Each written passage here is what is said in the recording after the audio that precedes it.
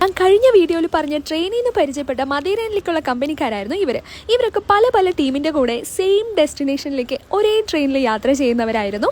അപ്പോൾ ആദ്യം AC കമ്പാർട്ട്മെൻറ്റിൽ വന്ന് കുറേ പേരെയൊക്കെ പരിചയപ്പെട്ട് കമ്പനി അടിച്ചിരിക്കുമ്പോഴത്തേക്കും സ്ലീപ്പർ കമ്പാർട്ട്മെൻറ്റിൽ വേറെയും കുറേ മലയാളികൾ ഉള്ളത് കൊണ്ട് ഞങ്ങളെല്ലാവരും അങ്ങോട്ട് പോയി കള്ളനും പോലീസും കളിക്കാൻ തുടങ്ങി, ദംഷറാറ്റ്സ് കളിക്കാൻ തുടങ്ങി, അന്താക്ഷരി കളിക്കാൻ തുടങ്ങി. അങ്ങനെ കളിയെല്ലാം കഴിഞ്ഞ് കളിയിൽ തോറ്റവർക്ക് ഒരു പണിഷ്മെൻറ്റും കൊടുക്കാൻ തുടങ്ങി.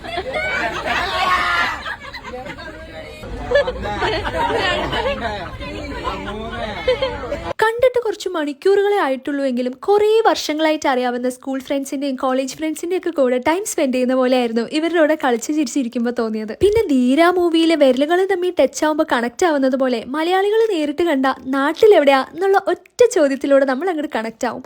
അത് വല്ലാത്തൊരു ബോണ്ട് തന്നെയാണ്.